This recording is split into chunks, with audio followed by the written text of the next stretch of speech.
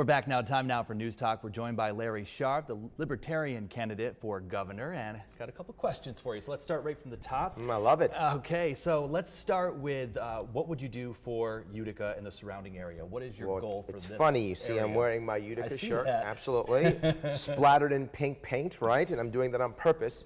As I run around Utica, I'm letting people know that one of the things I am against is eminent domain. I do not think the hospital downtown is a good idea, and I don't think it's a good idea for one important reason.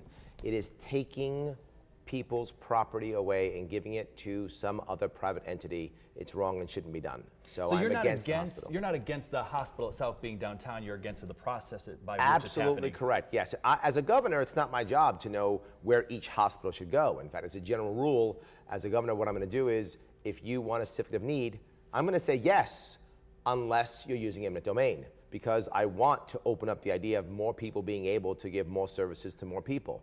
If we look at other parts of the medical industry, things like LASIK eye surgery, cosmetic dentistry, things like that sort, you find that all of a sudden technology goes up, prices go down, service becomes better, and it's much less regulated than our actual hospitals and medical facilities.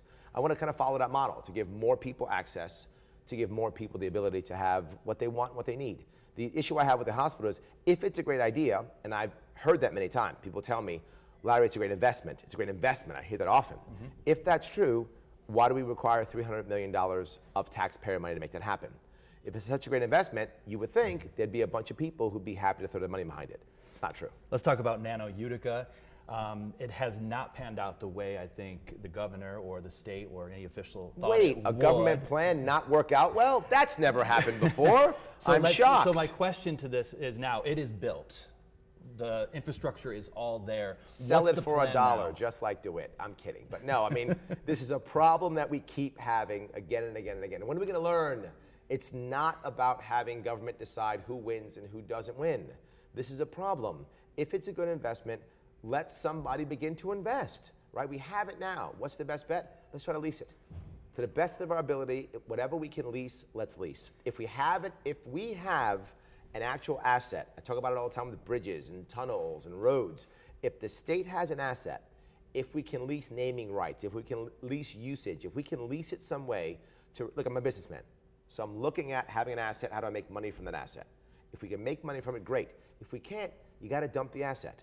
It is that simple. Even though I'm upset with the DeWitt debacle, we sold that film hub for $1, it still was probably the right answer once we had gotten into the problem, right? Because at one point it becomes nothing but an albatross around your neck. All right, let's talk about Albany. Corruption in Albany. How do you, yes, as governor, fight that? This is a great point. I'm one of the guys who you will not hear often say, let's put everybody in jail. I'm not that guy. And the reason why I'm not that guy is, put them in jail is fine. Don't really care. I don't focus on that, and here's why. When these people go to jail, two things. One, whose family member comes back? Whose family member comes back from North Carolina? Whose kid gets a better education? Who gets a better job? Nobody. We just feel righteous because we put a guy in jail, and nothing changes. If you look at their defense, and defense is always the same. It's, that's the way it's done. Everybody does it. That's the way it's done. There is a climate, a culture of corruption that is absolutely in our society that has to change. We have to make it to where we look at transparency and accountability. I don't care where Governor Cuomo goes. Just go. Go and let me get in and let me change the culture of corruption. Here's the reason why. These guys who are running right now, who are my opponents, the left and the right, they can't drain the swamp.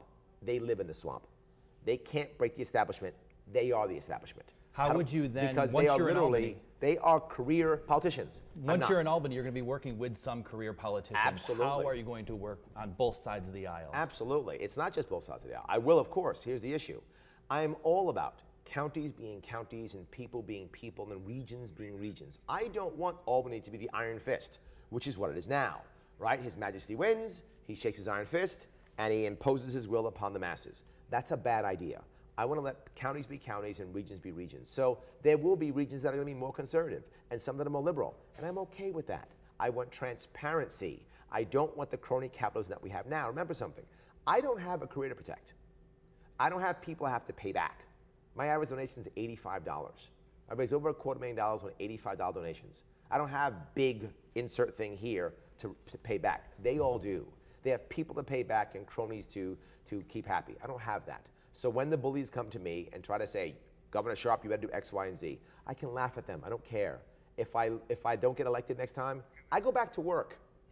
I don't have a problem with that. I go back to work. You want to change the culture of corruption? Get somebody in it who's not corrupt. Get somebody in it who doesn't have anything to lose. Get somebody in it who will change the actual idea to what I know works in the private sector all the time, and that is personal liberty or freedom plus transparency plus accountability equals innovation.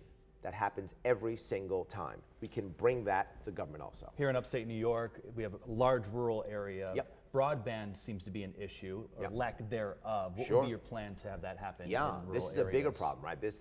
We had a Band-Aid that we put on top of a Band-Aid that we put on top of a Band-Aid.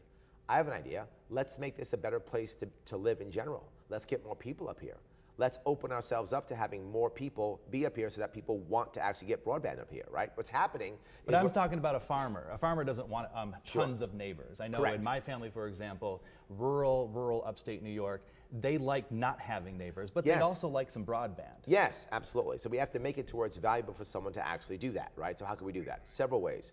One, we can also rely upon satellite, which people are relying on up here. A lot Which of people doesn't do. work very well. Yes, but some rely on that, right? That's one option. But the other option is giving a business a reason as why they'd want to actually put broadband throughout the area. How do you do that? Very simple again, naming rights. These are companies that are paying literally billions of dollars every single year in advertising and in marketing. Why don't we give them naming rights? Why don't we let you name something, and the price to name something is to put a decent cell tower here. That's the price, right? What it would cost you is X dollars. You get that. Put that there, and instead of paying that for some commercial you might run someplace, instead take naming rights on a bridge, take naming rights on a throughway, take naming rights on some piece of infrastructure that we have in that area. Do that, they'll do it, and again, there's no laws required. We can't What do that. has our current governor, Cuomo, done well so far? He is one of the best, absolutely best corrupt officials ever. I mean, everyone As far as around governing, him, I've everyone I've around him asked goes to others this jail, and question. he does not go to jail. All I can say, Your Majesty, well done. You're the only guy who does not go to jail. Everyone else does. Well done, my friend. All right, Larry Sharp, thanks for coming on the program. Good seeing you.